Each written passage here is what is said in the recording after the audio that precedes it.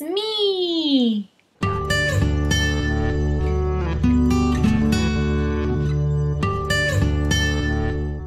Hello friends, I realize I have been gone for quite a while, and that is because I work a lot. Like, a lot. Like, I get one day off a week and I work a 16-hour day.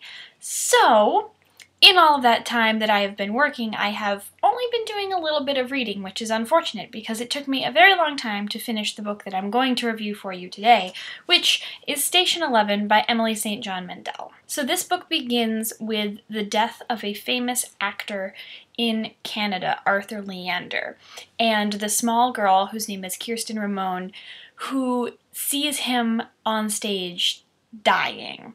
And they are both in a production of King Lear. She is a child actor in the play, and she witnesses him die. And that sort of sparks the entire story going on, and it's several different stories. It's a little bit of Arthur's story, and her story, and those other characters that are involved, and how they are all very, very seamlessly interwoven together in this sort of apocalyptic story of the flu, this thing called the Georgian flu, which comes to North America on an airplane and pretty much takes out everybody on the continent. There are, of course, those who are immune, like Kirsten, and they proceed to sort of walk what remains of the earth, and they don't really know what's happening outside of North America or even in their own town until they continue to walk from town to town, because as one might imagine with the apocalypse, everything just comes to a grinding halt. While this is a tale of several things at once, it is mostly the story of Kirsten and her trek with what's called the Traveling Symphony.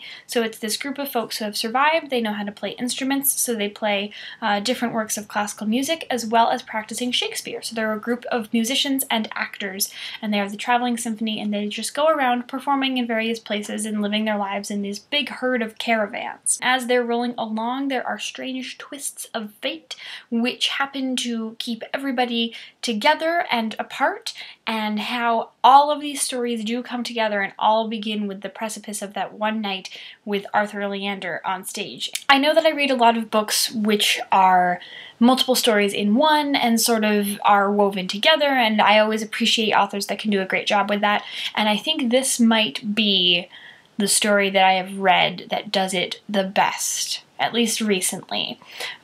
Nothing is unclear about the way that all of these people have interacted. It's very, very clear that Emily St. John Mandel definitely thought this out before she put the book together, and I can't think of a story that is this exact in all of its connections. It was really incredible. It took me a very long time to read this because of my work schedule, and I think that definitely probably affected the way that I read the book, but I honestly...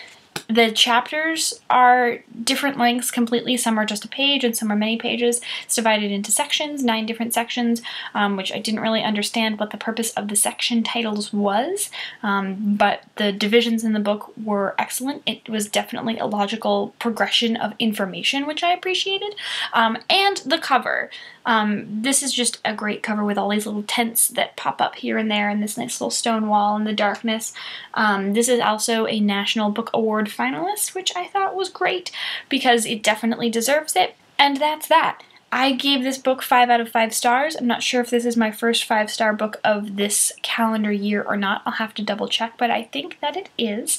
If you have read this book, please do feel free to tell me what you think down in the comments. I certainly waited for it to come out in paperback, so I know I'm a little behind the times, but it was great. I really, really enjoyed it.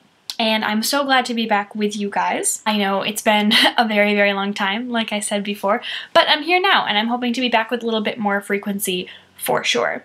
In the meantime, I'm sure you've been enjoying Bex and all of her lovely reviews and videos that she has been making. As always, thanks for watching. I hope you're having lovely weeks and lovely lives, and we'll see you very soon with a new review.